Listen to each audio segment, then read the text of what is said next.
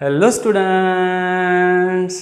Now in this video we are going to start the new topic, force and laws of motion. As we all are very much aware about what exactly is the concept of the motion and what are the terms related to the motion, that everything we have seen. Now here is the time to understand the new terms related to the motion, that is what are the laws are exist to understand the concept of the motion in more depth, isn't it बच्चों? तो laws of motion समझने के लिए हमें पहले कुछ उसके जो कॉजेस है वो कॉज हमें पढ़ने होंगे, and that what the reason we are going to start here about the force and laws of motion. So stay with the last with this video, we will get everything about from this force and laws of motion. तो बच्चों आप सबको पता है कि motion topic क्या है. हमने मोशन के बारे में बहुत सारी बातें की कि नहीं की? बिल्कुल बातें की हमने मोशन टॉपिक के बारे में. अब हम बात करेंगे कुछ फोर्स के बारे में, ठीक है ना. तो मोशन होती क्यों है? हमने कहा motion is what when object changes its position from one point to other point, that what the concept it is to be called the motion. लेकिन हम बात करेंगे बच्चों कि इस मोशन होती क्यों है ना. तो यहां पर हम बात करेंगे that is cause of motion. क्या बोल रहा हूं मैं? कॉज ऑफ मोशन को कहा जाता है बच्चों डायनेमिक्स. क्या कहा जाता है? कॉज ऑफ मोशन को डायनेमिक्स कहा जाता है, ठीक है. अब हम सबको पता है कि कोई भी ऑब्जेक्ट को अगर मानकर चलो मुझे यहां से वहां अगर उसको लेकर जाना है तो मुझे कुछ ना कुछ हमें तो पता है, we never see what exactly is the thing, है ना. हमें टच करके भी पता नहीं चलता कि वो है क्या, लेकिन we felt, obviously we felt that yes the object is moving from one position to the other position. और बच्चों that what exactly is the cause of motion is called as what the force. ये simple सी बात है ना बच्चों. तो ये जो cause of motion है, who is the behind that motion, that is what the force. तो बच्चों हम यहाँ पर force क्या है ये बात करेंगे. So what is the force now? It's a very simple बच्चों, push and pull on an object. Push and pull on an object, इसे कहा गया फोर्स कहा गया. बहुत ही सिंपल सी स्टेटमेंट है बच्चों, है ना. तो हमने पढ़ा कि फोर्स क्या होता है, राइट. तो मैंने कहा what exactly is the force, push and pull on an object. तो ये जो पुश होता है और जो पुल होता है, मानकर चलो कि कोई ऑब्जेक्ट है, अगर ये ऑब्जेक्ट है, इस ऑब्जेक्ट को मुझे अगर इस पोजीशन पर लेकर जाना है, so what I am suppose to do, I am suppose to push the object, so then only it will change the position. And similarly, if I wanted to bring this at this point, so then what I'm supposed to do? I'm supposed to pull this object. So what this object is experiencing, that object is experiencing either a push or pull. यही तो हमारा force है बच्चों. तो कभी भी अगर आपको स्टेटमेंट लिखना है what is a force, तो क्या स्टेटमेंट होगी बच्चों? Push and pull on an object is what called the force. लेकिन बच्चों जब हम इसके बारे में बात करते हैं, फोर्स के बारे में बात करते हैं, तब हमें कुछ एक्सपीरियंस जो हमें प्रैक्टिकल थिंग होगी ना बच्चों, उस प्रैक्टिकल थिंग्स के बारे में हमें बात करना पड़ेगा, ठीक है. तो there are generally we used to be called as two type of forces are there. मैं यहां पर कहूंगा टाइप्स ऑफ फोर्सेस. तो कौन कौन से टाइप्स ऑफ फोर्सेस है बच्चों? पहला जो टाइप है that is what balanced force. एक है आपका कौन सा? Balanced force. और जो सेकंड है बच्चों that is what unbalanced force.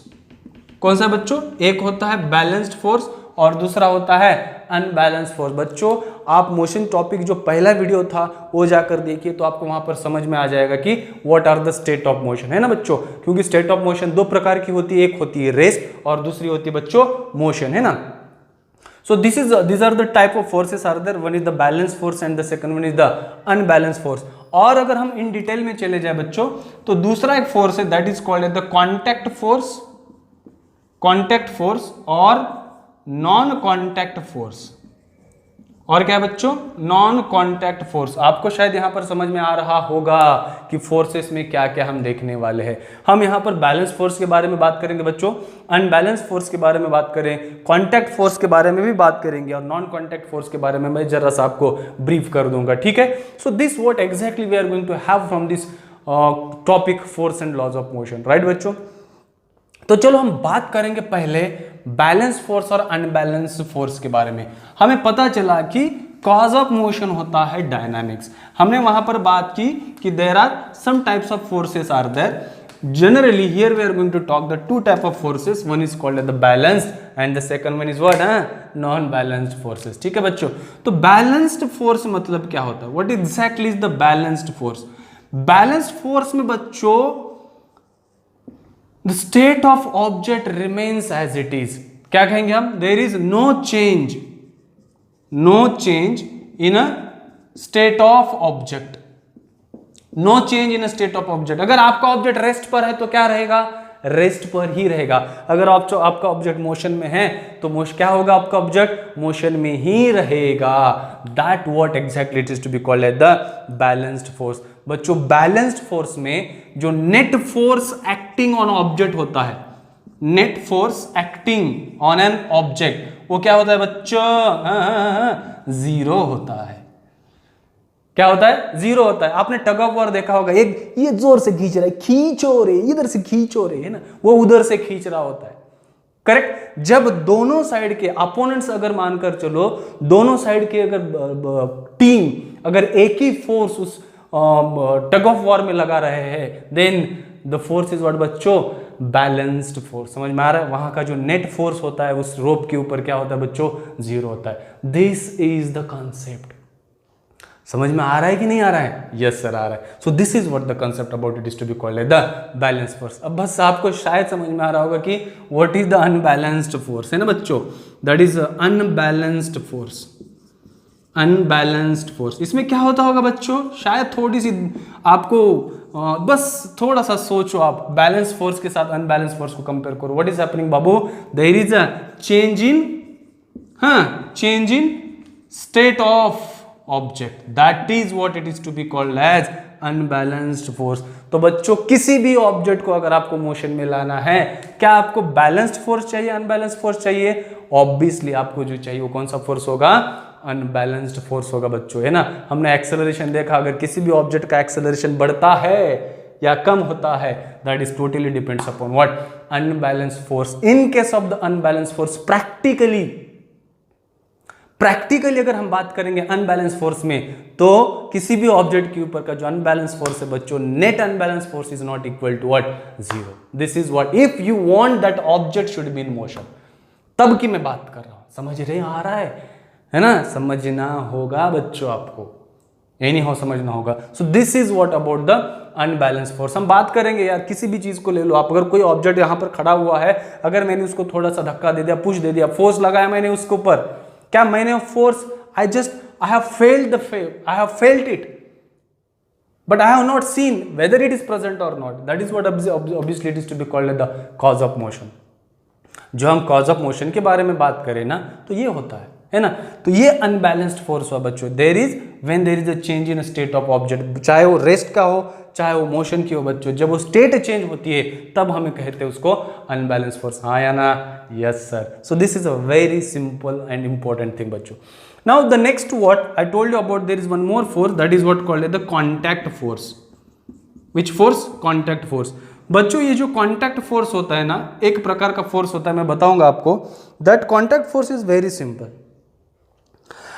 Now अगर मानकर चलो कोई किताब अगर आपने टेबल के ऊपर रखा है, so the table and the book is in contact, so there must be some forces exist between that book and the table. That type of the force is called the contact force, and the famous force about the contact is what बच्चों? friction force. which force? friction force. तो ये famous force है बच्चों। ये contact force में हमेशा जब भी किसी ऑब्जेक्ट के अगर कॉन्टैक्ट होता है दोनों ऑब्जेक्ट का, तो वहां पर कौन सा फोर्स प्रेजेंट होता है? तो फ्रिक्शन फोर्स प्रेजेंट होता है। ये आपको समझना होगा यहां से, है ना। तो ये जो फ्रिक्शन फोर्स है ना बच्चों, हमेशा it always acts opposite to the direction of motion, opposite to the किसके? Direction of motion. ये समझो बच्चों आप, opposite to the direction of motion, it always acts opposite to the direction of motion। अगर मैं यहां चल रहा हूं तो फोर्स कहां एक्ट होगा? इधर होगा। अगर मानकर चलो बच्चा ये नन्ना सा प्यारा सा इधर जा रहा है, फोर्स किधर होगा? इधर होगा। कौन सा? Contact force. कहां पर कॉन्टैक्ट फोर्स है बच्चों? ये the contact force between the surface on which this person is walking और the boy is walking. Correct. So the surface and the boy, between them whatever the contact is there this friction force is acting, there is the contact force। Example तो मैंने अभी आपको दे दिया। अब जो fourth है बच्चों, that is what, the non contact force. कौन सा है ये? Non contact force. Non contact force बच्चों, ये जो नॉन कॉन्टैक्ट फोर्स है, इसके बहुत सारे एग्जांपल्स मैं दे सकता हूं आपको। What is that? When there is an actual, when two objects are not actually in a contact, that type of force is there, whatever the force is there, that type of force is called as non contact forces। बच्चों ये जो non contact force है, ये जो non contact force है इसका example क्या है पता है आपको, है ना, जो moon revolves around the earth, whether the moon and earth is in contact, no, but still there is a gravitational pull between them. So gravitational force is one type of the non contact force. हम बात करेंगे gravitational force की gravitation chapter में, डरने की बात नहीं कोई, वहां पर टेंशन मत लीजिए आप, है ना बच्चों। तो आराम से पढ़ाई कीजिए, आराम से वीडियोस देखिए, आराम से समझिए, तभी आपको जाकर फिजिक्स अच्छी तरह से समझ में आएगा, राइट बच्चों। अब यहां पर हम क्या करेंगे, ये जो बात मैंने कहा, आप भी अगर किसी भी ऑब्जेक्ट को अगर मोशन में लाना है तो हमें क्या जरूरत होगी बच्चों, अनबैलेंस्ड फोर्स की जरूरत होगी, तभी आपकी बॉडी का एक्सेलरेशन या तो बढ़ेगा या तो कम होगा। तो ये सब समझने के लिए, to understand this everything from this force and laws of motion, हमें गैलीलियोज एक्सपेरिमेंट हमें समझना होगा बच्चों। क्या समझना होगा, गैलीलियोज एक्सपेरिमेंट्स हमें क्या करना पड़ेगा, समझना होगा। तो let us try to understand what is the Galileo's experiment. तो गैलीलियो ने कौन कौन से एक्सपेरिमेंट की, है ना, तो सब हम यहां पर जानने की अब क्या करेंगे, थोड़ी सी कोशिश करेंगे, ठीक है। Let's get started now. अब यहां पर जो है गैलीलियोज एक्सपेरिमेंट, फैलेसी और गैलीलियोज एक्सपेरिमेंट, बच्चों आप सभी को पता है कि ये जो गैलीलियोज एक्सपेरिमेंट है बहुत ही इंपॉर्टेंट है, क्योंकि अब तक माना जाता था कि जो गैलीलियोज और जो फोर्सेस जो है ना बच्चों, that forces are completely depends upon what, unbalanced forces. मतलब कि किसी भी ऑब्जेक्ट को अगर मोशन में रहना है तो उसके ऊपर कुछ ना कुछ तो फोर्स एक्ट होना चाहिए, that was the thing. But by performing the many experiments, Galileo's proved them wrong and he has kept his own theory and that's a very important। तो क्या थ्योरी थी बच्चों, इट्स वेरी सिंपल। उन्होंने क्या किया, उन्होंने दो इंक्लाइन प्लेन लिए ऐसे, है ना, he has taken two inclined plane of a same height and from one plane he has rolled a marble ball। जैसे ही मार्बल बॉल नीचे आता है बच्चों, उसकी वेलोसिटी क्या होती है, बढ़ने लगती है। और जैसे ये मार्बल बॉल राइट साइड के इंक्लाइन प्लेन पर चलने की कोशिश करता है तो उसकी वेलोसिटी कम होती है, लेकिन वो हाइट जो है बच्चों अटेन करता है, पूरी हाइट, ठीक है। यहां से छोड़ा उसको, जितनी हाइट यहां की होगी, ये जो मार्बल है आगे जाकर उतनी ही हाइट जाने की कोशिश करेगा बच्चों। This is a very important thing, correct. यहां से बहुत सारी बातें बदल चुकी है बच्चों, मैं बार बार कह रहा हूं आपको, इट्स वेरी इंपॉर्टेंट, ठीक है। So this about this Galileo experiments. Now what he has done next to what, same thing उन्होंने क्या किया कि सेम इंक्लाइन प्लेन से उन्होंने क्या किया, उस मार्बल को रिलीज किए, लेकिन राइट साइड में उन्होंने अलग अलग एंगल से अब क्या किया बच्चों, हाँ क्या किया, exactly he has taken a different angles. उनकी जो हाइट है, सबकी हाइट क्या है बच्चों, अब अलग अलग है। तो मार्बल बॉल इज रिलीज बच्चों, जैसे ही as soon as the marble ball is release, its velocity will increases और it will travel a further distance toward the next one and this marble will try to attain a same height as up to the left side of the inclined plane। तो ये distance travel करेंगे बच्चों, ज्यादा से ज्यादा distance क्या करेंगे, travel करेंगे as we are lowering the incline planes, correct. तो फाइनली उन्होंने क्या किया, एक कंप्लीटली हॉरिजॉन्टल प्लेन ली बच्चों। Now on that horizontal plane, when the marble is released, then this marble is traveling a further distance. The marble is continuously in motion, he is not going to stop at all. That is the concept, and here the Galileo's has proved wrong to everyone that there is no need of a force to be object in a motion. This is a very important concept. Practically we know very well that marble is going to be stopped because from this opposite direction what is going to be act बच्चों, frictional force, हाँ या ना, yes sir, from the opposite direction the frictional force is going to be act। but अगर मानकर चलो कि वहां पर स्मूथ प्लेन है, स्मूथ इंक्लाइन प्लेन है और स्मूथ हॉरिजॉन्टल प्लेन है, क्या हो जाकर रुकेगा ना, it will remain in a rest at all, it will remain at rest, sorry, it will remain in motion at all। this is the Galileo's fallacy, this is the Galileo's experiment and what is stated कि object को या motion में होने के लिए उसके ऊपर कोई भी फोर्स एक्ट होने की जरूरत नहीं है। एंड दैट्स द थिंग बच्चों, बाद में न्यूटन्स ने जाकर इसके बारे में पढ़ाई की, उन्होंने अपने खुद के लॉज फ्रेम किए and that's exactly laws of motion कहेंगे हम, न्यूटन्स लॉज ऑफ मोशन। तो कितने लॉज है बच्चों, 3 लॉज है। By taking the help of, by studying the Galileo's experiment, Newton has framed his own laws and that laws are called as the Newton's laws of motion. तो यहाँ पर बच्चों हम पढ़ेंगे, क्या पढ़ेंगे अब, न्यूटन्स लॉज ऑफ मोशन। मैंने कहा था कि हम दो इसके बारे में बात करेंगे, एक है फोर्स और दूसरा है बच्चों न्यूटन्स लॉज ऑफ मोशन। हमने तो फोर्स के बारे में क्या की, बात की, अब हम बात करेंगे किसकी, न्यूटन्स लॉज ऑफ मोशन की। तो यहाँ पर 3 लॉज है बच्चों। तो पहला जो लॉ है that is called as the Newton's first law of motion, Newton's first law. अभी न्यूटन्स फर्स्ट लॉ क्या कहता है बच्चों, पहले मैं इसकी स्टेटमेंट बता देता हूं, बाद में I will tell you what exactly is the concept. ठीक है, क्या कंसेप्ट कहता है, it states that any object remains at rest or in uniform motion कहां पर, in a straight line unless any external unbalanced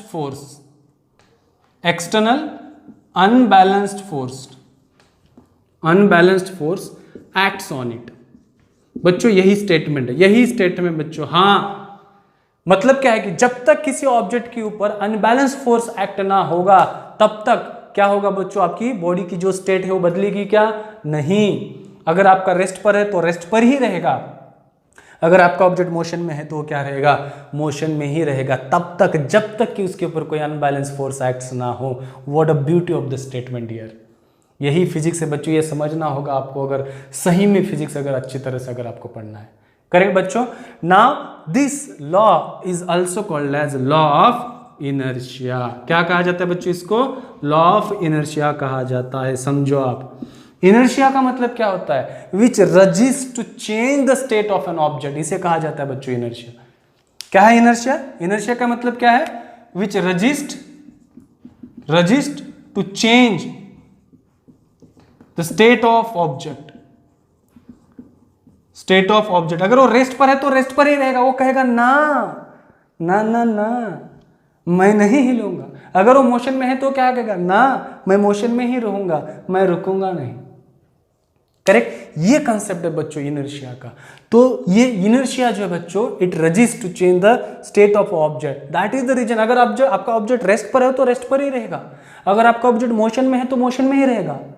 समझ में आ रहा है आपको। इसीलिए उस प्रॉपर्टी को, उस टेंडेंसी को कहा गया बच्चों इनर्शिया। इसीलिए Newton's laws of motion, that is the Newton's first law of motion is also called as law of inertia. हाँ या ना, हाँ सर, यस और नो, यस सर। तो हम बात करेंगे अब इनर्शिया के बारे में। मैं आपको कुछ एग्जांपल्स बता देता हूँ। क्या एग्जांपल्स है बच्चों, सिंपल सी बात है। अगर मान कर चलो आप बस में बैठे होगे, अचानक से बस ड्राइवर ने ब्रेक अप्लाई किया, तो आप क्या करोगे, आगे जाओगे ना, ऐसा आगे जाओगे कि नहीं जाओगे, क्यों बच्चों, सिंपल सी बात है। Your feet are in a contact with the surface of a bus. Your feet are in a contact with the bus surface and your remaining body is in direction of motion. So quite simple. That's the reason. As soon as the driver applies the brakes, your feet are in a contact with the bus surface and your body is in motion. That's the reason the upper part will move forward. That's the concept. That's what the reason we fail in the forward direction. Simple सी बात है बच्चों। अचानक से अगर बस start हो गई तो हम ऐसे पीछे चले जाते हैं, क्यों, इस इनर्शिया के वजह से बच्चों। कौन सा कंसेप्ट है, इस इनर्शिया का एग्जांपल है। 2 एग्जांपल्स मैंने आपको बताया। तीसरा एग्जांपल, आप एक ग्लास ले लो, ग्लास के ऊपर एक कार्डबोर्ड रखो कार्डबोर्ड के ऊपर एक 5 रुपए का कॉइन रखो और उसको क्या करो, आप ऐसे स्ट्राइक लगा, लाइक दैट। तो क्या होगा बच्चों, जोर से लगाना है तो क्या होगा पता है, 5 rupees coin will drop into the glass and the cardboard will move forward. This is a very simple. क्यों, because that 5 rupees coins is opposing it, resisting to change it state. That the simple thing, that the reason it will fall down into the glass, है ना। This is what the thing. और दूसरा example, आप बहुत बार carrom खेलते होंगे ना बच्चों, तो कैरम जब आप अरेंज करते हो, जो भी कॉइन्स होगी बच्चों, कॉइन्स अगर आप ऊपर अगर रखते हो और बहुत जोर से अगर स्ट्राइकर को अगर आप हिट करते हो, तो कभी कभी क्या होता है, the bottom, the low, what we can say, जो सबसे निचली वाली जो कॉइन है वो आगे चली जाती है and the remaining coins where there itself. होता है नहीं होता है, क्यों, यही तो कंसेप्ट है बच्चों। Because these coins are opposing to change its state of motion, that's it. they are opposing to change the state of rest. This is what the concept it is to be called as law of inertia. हाँ या ना? हाँ बच्चों, ये आपको समझना होगा, है ना। इसलिए तो आपको भी पता है, जब भी हम कहीं कार में बैठे होंगे तो हमें सीट बेल्ट पहनना बहुत ज़रूरी है बच्चों। क्यों? Otherwise you know very well there are so many things are happens that I will tell you in the second laws of motion. लेकिन ये बहुत ज़रूरी है बच्चों, आपको ये जो है ना, ये जो कंसेप्ट मैं बता रहा हूँ आपको, this is very very important, ठीक है। अब बात करेंगे बच्चों, ये जो लॉ ऑफ इनर्शिया है ना, it is a tendency to resist the change of the state of object. बच्चों, अब स्टेट ऑफ ऑब्जेक्ट कौन कौन से पता है आपको कि एट रेस्ट और हाँ मोशन। सिंपल सी बात है बच्चों, इन दोनों को जब भी अपोज करेगा तब हम क्या कहेंगे? इनर्शिया है। क्या कहेंगे बच्चों? इनर्शिया। अभी इनर्शिया को मेजर कौन किया जाता है बच्चों? Mass measure the inertia. Inertia is measured by its mass. क्या कहेंगे? Inertia is measured by its mass. That's it. जिसका बड़ा मास होगा उतना बड़ा इनर्शिया होगा। मास। जितना ज्यादा मास उतना ज्यादा क्या होगा बच्चों?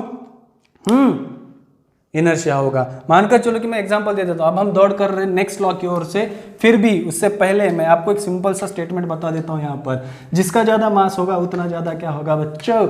इनर्शिया होगा। होगा कि नहीं होगा? होगा सर। आपको क्या लग रहा है? मानकर चलो बच्चों ये 10 kg है और यहाँ पर कितना है? 50 kg है। किसका ज्यादा इनर्शिया होगा? कौन ज्यादा अपोज करेगा? To which one will resist you to change its state? Obviously 50 kg. Correct. Here less inertia और यहां पर क्या होगा बच्चों? हाँ, यहां पर क्या होगा? ऑब्वियसली हाँ क्या होगा? More inertia. More inertia. Simple सी बात है बच्चों। कंसेप्ट देखो आप, एक ट्रेन है और एक ट्रक है बच्चों, किसका ज्यादा इनर्शिया होगा? ऑब्वियसली ट्रेन का होगा या ट्रक का होगा? ट्रेन का होगा। होगा कि नहीं होगा? यही कंसेप्ट है बच्चों। So inertia is measured by its mass. तो ये आपको समझ में आना चाहिए। Now to proceeding to the Newton second law of motion, मैं उसके पहले आपको एक एक्सपेरिमेंट बताना चाहता हूं ताकि आपको और अच्छी तरह से समझ में आ जाए।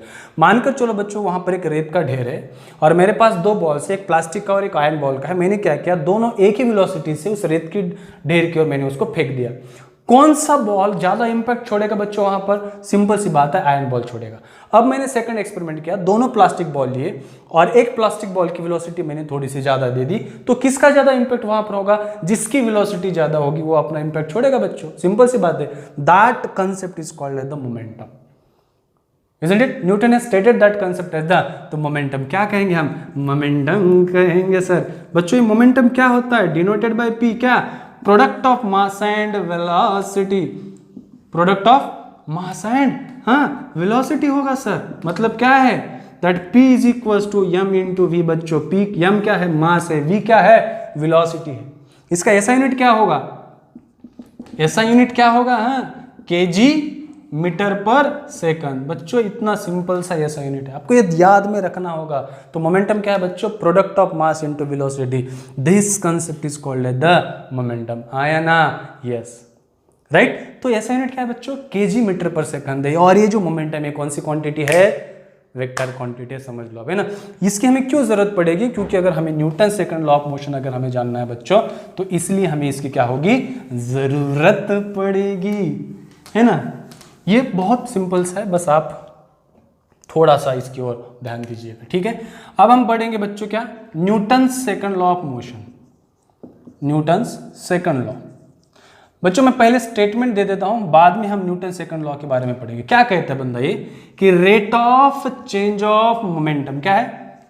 Rate of change of momentum is directly proportional to the किसको? Applied force. हाँ सही है, applied force and the motion of object is in the direction of किधर होगी बच्चों? Applied force. यही तो है आपका Newton second law of motion. हाँ या ना? हाँ। हमने मोमेंटम कहा बच्चों, जब मोमेंटम बदलता है मतलब क्या है? ऑब्जेक्ट यहां से वहां जा रहा है तो इसकी वेलोसिटी क्या हो रही है? चेंज हो रही है। That is the concept. क्या कह रहा है rate of change of momentum is directly proportional to the applied force. बच्चों यहां पर लिखना होगा क्या, rate of change of momentum क्या हो रहा है, is directly proportional to the applied force, हाँ या ना, यस सर। अगर ये directly proportional to the applied force है तो क्या मैं rate of change of momentum बच्चों mass into v minus u proportional to what applied force, क्या मैं इसको ऐसे लिखूं, और F is directly proportional to m in bracket v minus u, rate है ना बच्चों, तो यहां पर क्या होगा, टाइम होगा, तो यहां पर आया टाइम। बच्चों जब हम यहां पर डायरेक्टली प्रोपोर्शनली लिखते हैं तो F इज इक्वल टू आता है बच्चों k m v minus u divided by t, right. तो F इज इक्वल टू बच्चों हम सबको पता है ये वैल्यू क्या है, ये एक्सेलरेशन है, तो k m a है ना, हाँ sir. F is equal to k m का हमारे पास फॉर्मूला है। अगर मानकर चलो यहाँ पर k की वैल्यू अगर 1 हो जाए, ठीक है, so what will be the answer now, that F is equal to हाँ m a। This is a very important and very simple, this is what it is to be called the Newton second law of motion. और बच्चों this is one of the famous formula in physics, what is that, F is equal to m into a, m क्या है, मास, यही क्या, ये क्या है राजा, acceleration. तो बच्चों फाइनली अगर हम बात करेंगे तो SI यूनिट ऑफ फोर्स क्या होता है, हाँ न्यूटन होता है, डिनोटेड बाय कैपिटल N। तो बच्चों कभी भी याद में रखा, अगर किसी भी क्वांटिटी का यूनिट अगर कैपिटल है तो अगर किसी भी मतलब कि अगर किसी साइंटिस्ट का नाम अगर वहाँ पर हम यूज़ कर रहे हैं तो कैपिटल लेटर से इंडिकेट किया जाता है। यहाँ पर Newton is one of the greatest scientist in physics, that's what the reason we are using the SI unit of the force is what बच्चों, न्यूटन, क्योंकि उन्होंने बताया हमें किसके बारे में, लॉज ऑफ मोशन के बारे में। हमें उन्होंने सेकंड लॉ ऑफ मोशन में क्या कहा कि that is what the rate of change of momentum is directly proportional to the applied force. और बच्चों आपको पता है जब भी होता है और जो मोशन होगी वो direction in the direction of applied force, अगर आपने फोर्स इधर लगाया तो मोशन उधर होगी बच्चों, इधर लगाया तो मोशन इधर होगी बच्चों, क्या चाहिए और। This is about the Newton second law of motion. अब ये जो Newton second law of motion है ना बच्चों, इसके एग्जांपल्स बहुत ही खूबसूरत है, आपको भी शायद मालूम होगा, मालूम नहीं पता ही है आपको, you know very well, during a cricket match also if suppose any fielder wants to catch, if any fielder wants to catch, so while catching he lowers his hand like that, he lowers his hands like that, he never catches the ball like that, isn't it। अगर मैं दो फर्क ले लूँ, मानकर चलो कि cotton ball जो होता है और जो फील्डर लॉन्ग ऑन की तरफ है वो कैच करता है, दोनों में फर्क है बच्चों, क्यों कि जो कॉटन बॉल है during that the impact is very high and that time the fielder could get harm to his hands, समझ में आ रहा है, क्योंकि वहां पर मोमेंटम ज्यादा है, उसकी वेलोसिटी ज्यादा है बच्चों, सिंपल सी बात है। और जब कोई अगर फील्डर लॉन्ग ऑन पर है, अगर वो कैच को पकड़ना चाहता है, so what happens while catching he lowers his hand, why he lowers his hand बच्चों, he is allowing a more time so that the velocity of the ball will comes to 0 and its acceleration goes on decreases and there will be no impact on his hand at all, there will be no harm to his hands।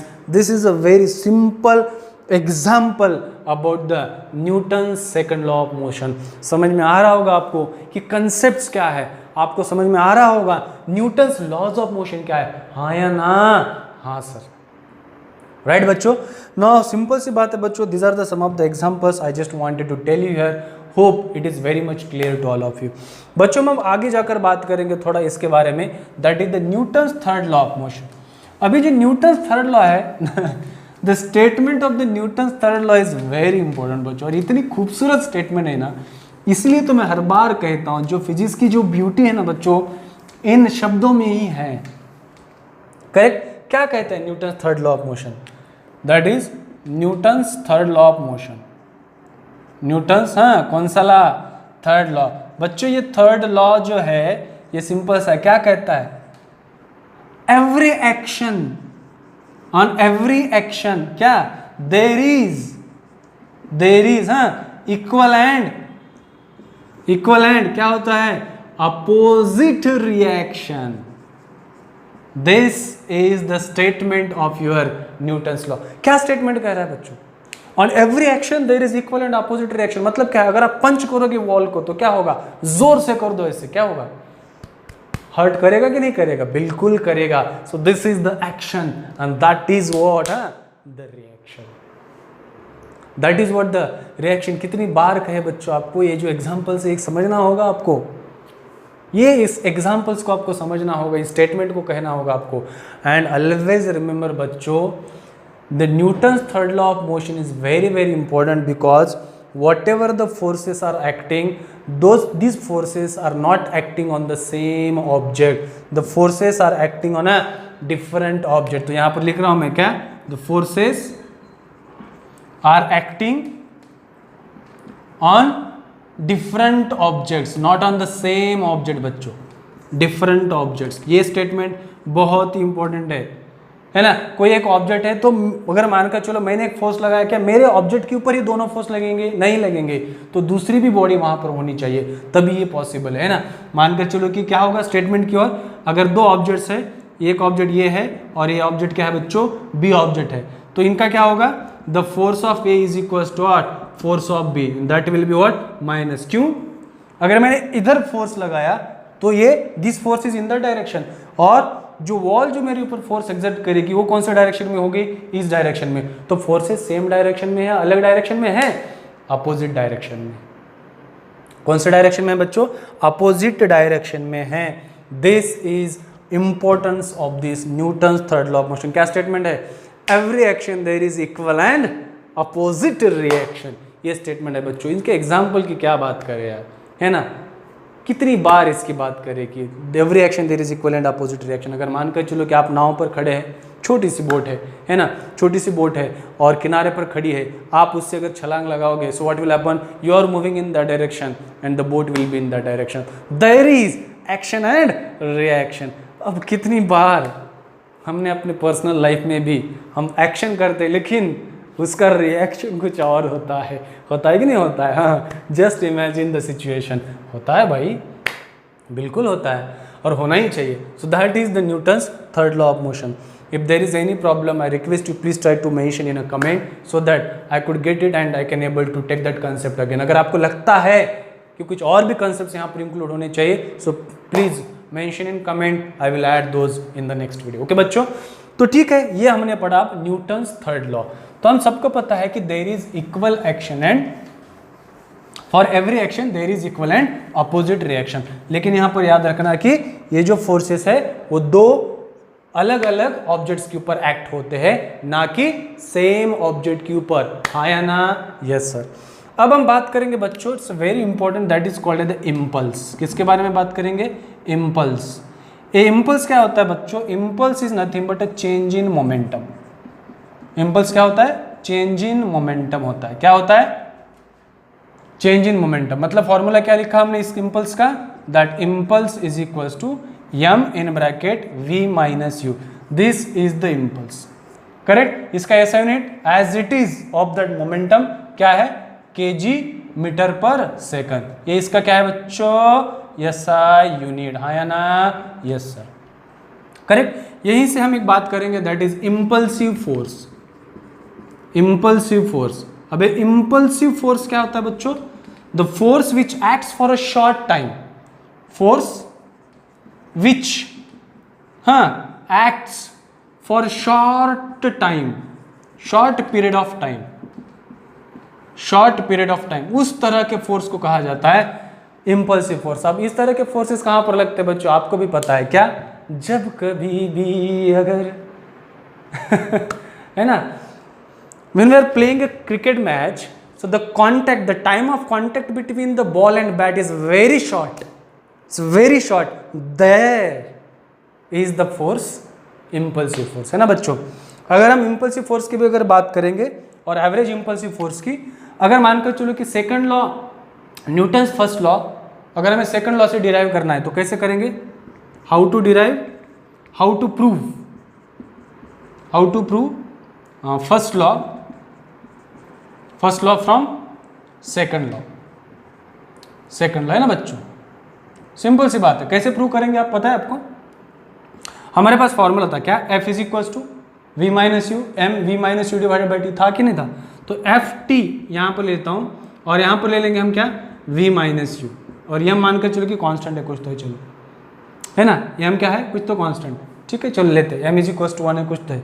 अगर मान के चलो बच्चों यहाँ कर force अगर 0 हुआ तो यहाँ पर क्या होता है, v is equal to u होता है। दिस इज द केस, है ना। जब अगर कोई भी ऑब्जेक्ट अगर मोशन में है तो उसकी वेलोसिटी क्या रहेगी बच्चों, सेम रहेगी, या तो फिर क्या रहेगी, अगर वेलोसिटी 0 है तो क्या रहेगी, हाँ 0 होगी। यही तो कंसेप्ट है, समझ में आ रहा है ना। This is about the impulse and impulsive force. अब जो मैं बताने वाला हूँ आपको, that is very very important and there are lot of things are depends upon that, that is what called as the, क्या कहेंगे बच्चों हम उसको, that is law of conservation of momentum.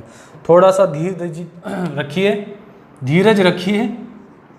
Law of conservation of momentum, law of conservation of momentum, correct. बच्चों मैं यहाँ पर 3 situations आपको दिखाऊंगा, उन 3 सिचुएशंस के ऊपर हम क्या करेंगे, इक्वेशन डिराइव करेंगे। 3 सिचुएशंस क्या है, मानकर चलो कि there are 2 objects are there, correct, A object and B object. This one is moving with velocity UA, correct, and this one is moving with velocity UB. This is the before collision. ये कब का है, before collision है।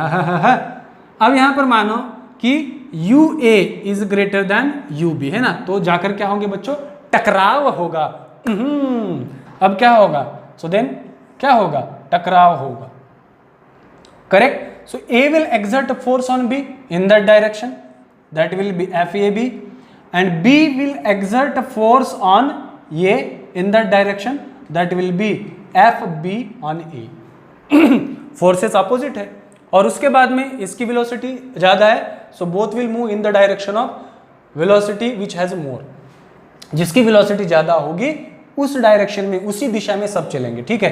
तो ये अब ये जो है फाइनल वेलोसिटी से जा रहा VA, और B जो है वो जा रहा फाइनल वेलोसिटी से, क्या है बच्चों, VB, है कि नहीं। ये क्या है बच्चों, आफ्टर कोलिजन, समझा, यस सर, हाँ या ना, हाँ सर, ये 2 चीजें समझो।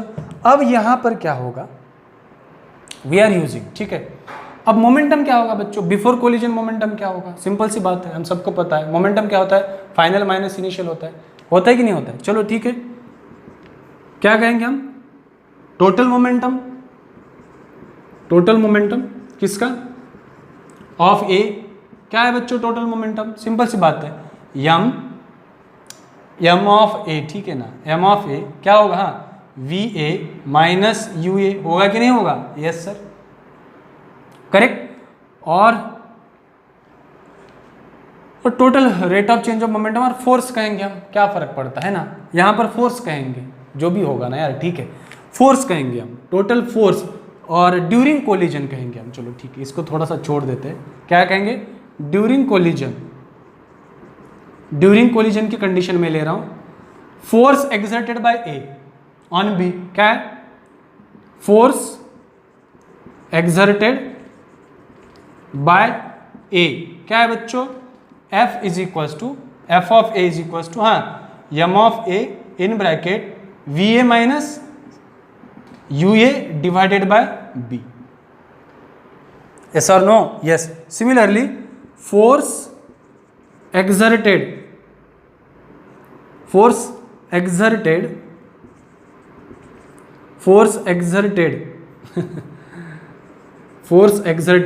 by B on A, क्या होगा, FB MB VB minus UB by T।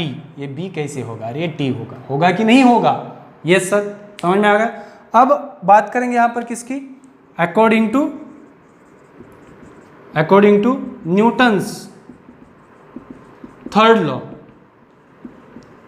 क्या है बच्चों Newton third law, that F of A is equal to what, minus F of B, हाँ या ना, यस।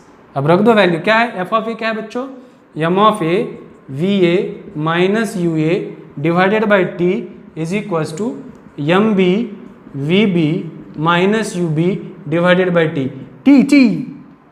खचक। अब बचा क्या, सिंपल सी बात है बच्चों, बचा क्या, अब बचा ना, क्या बचा, मैं इस डायग्राम को मिटा रहा हूं, आप इसको पॉज कर लिख लेना, ठीक है। तो बचा क्या बच्चों, यहाँ पर M of A in bracket VA minus UA is equals to MB, हाँ VB माइनस UB, हाँ या ना, यस।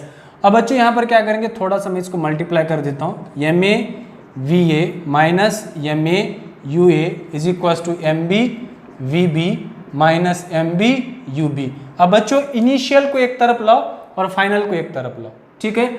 अब इनिशियल है, मान के चलो मैं इनिशियल को इधर है, इसको इधर लेकर जाता हूँ, इनिशियल एक तरफ और फाइनल एक तरफ, चलो ठीक है।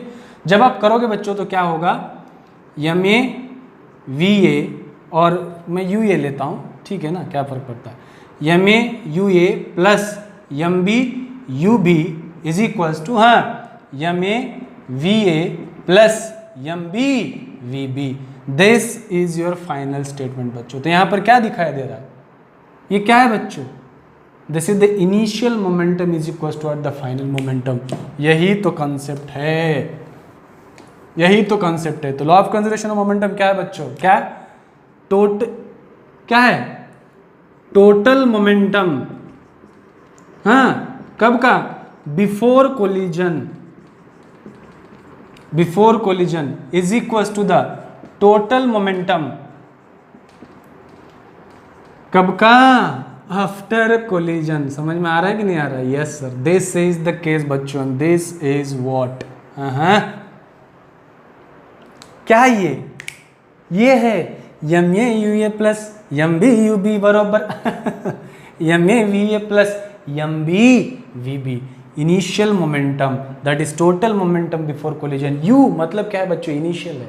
This is the law of conservation of momentum. वैसे तो बहुत सारे लॉज ऑफ कंजर्वेशन है बच्चों, लॉ ऑफ कंजर्वेशन ऑफ ये लीनियर मोमेंटम है, law of conservation of angular momentum है, law of conservation of energy है, law of conservation of charge है, law of conservation of mass है, बहुत सारे कंजर्वेशन है। लेकिन इस स्टैंडर्ड में आपको एक कंजर्वेशन है जो कि बहुत ही इंपॉर्टेंट है।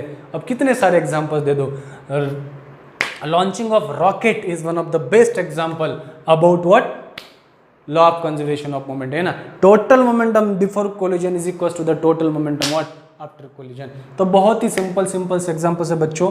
This is the formula about what, law of conservation of momentum. और मैं दूसरा एग्जांपल दे देता हूं, किसका, you know that if suppose there is a fire bullet is fired from the gun, so what will happen, bullet moves in the forward direction and the gun moves in the backward direction. So this is also the example of the Newton's third law of motion. क्योंकि दो objects है बच्चों वहां पर, एक bullet है और एक दूसरी क्या है, गन है ना। तो दोनों ऑब्जेक्ट है, इसलिए उन दोनों के ऊपर फोर्स एक्ट हो रहा है। समझ में आ रहा है। तो एक ऑब्जेक्ट के ऊपर या एक बॉडी के ऊपर फोर्स एक्ट नहीं होता है, तो दोनों ऑब्जेक्ट के ऊपर क्या हो रहा है, वहां पर फोर्स एक्ट हो रहा है। So one object is moving in the direction, second object is moving in the direction. When gun moves in the backward direction, उस वेलोसिटी को कहा जाता है रिकॉइल वेलोसिटी ऑफ गन। क्या कहा जाता है बच्चों, रिकॉइल वेलोसिटी ऑफ गन। तो मैं वो एग्जांपल, मैं वो स्टेटमेंट, मैं वो कंसेप्ट यहां पर लेने वाला हूं, that is recoil velocity of gun. Yes और नो, यस। अब बच्चों आप सबको पता है, करेक्ट, ये law of conservation of momentum के ऊपर डिपेंड है। मानकर चलो कि there is one gun like that, मैं गन निकालता हूं ऐसे, है क्या बात है सर ठीक है ना, निकाल लेते हैं, क्या फर्क पड़ता है, ठीक है। एक हमारी गन है, चलो तब इससे क्या निकली है बच्चों, बुलेट निकली है, डिग डिग डिग डिग डिग, ओह जी जी जी जी जी जी जी जी जी जी, बुलेट निकली है, करेक्ट, आगे जा रही है ना बच्चों। मानकर चलो कि बुलेट का मास क्या है, m1 है, उसकी वेलोसिटी क्या है बच्चों, v1 है। आपकी जो बुलेट है वो bullet is moving in the direction and the gun is moving in the direction, हाँ या ना, अपोजिट है नहीं। Every action there is opposite reaction, action reaction, it's very simple. इसका मास है बच्चों m2, वेलोसिटी है बच्चों v2, यस और नो रे, यस सर। बच्चों मुझे बताओ, before firing what is the momentum, zero, but after firing there is a momentum. तो use the law of conservation of momentum। क्या कहता है, total momentum before collision TMBC, total momentum after collision TMAC। total momentum before collision equal to the total momentum after collision। तो total momentum before collision क्या है बच्चों, zero है, और total momentum after collision क्या है, m1 v1 plus m2 v2, हाँ या ना, yes. Yes, this is the, now अब लिखो क्या आएगा, m1 v1 is equal to m2 v2, लेकिन क्या माइनस, क्योंकि हमने इधर लिया माइनस, यही तो है बच्चों, माइनस क्यों, अपोजिट डायरेक्शन, एक इधर तो एक दूसरा इधर, अपोजिट डायरेक्शन की वजह से। हमने v1 तो रिकॉइल वेलोसिटी ऑफ गन निकालना है हमें, तो v2 निकालना है, सो देयरफॉर v2 की वैल्यू क्या होगी बच्चों, v2 is equal to m1 v1 divided by m2, हाँ या ना, yes, this is the formula of recoil velocity of gun. इसको स्टेटमेंट कैसे लिखोगे आप, the velocity with which gun moves in the backward direction, in the backward direction, तो उसे क्या कहोगे आप बच्चों, रिकॉइल वेलोसिटी ऑफ गन कहोगे। जिस वेलोसिटी से आपकी गन पीछे जा रही ना, उस वेलोसिटी को कहा गया recoil velocity of gun. So this is the formula. आप इसको इस तरह भी लिख सकते हो, that is v2 is equal to minus m1 by m2 into what v1। इससे भी आपको क्या मिलेगा बच्चों, फायदा मिलेगा। समझ में आ रहा है? So this is all about the force and laws of motion. So very simple concepts are there bachcho. I hope you are going to understand this. If you are having any concern related to this force and laws of motion, request to please mention in comments. I will try my best to bring more and more examples based upon this force and laws of motion in the next video. So thank you so much.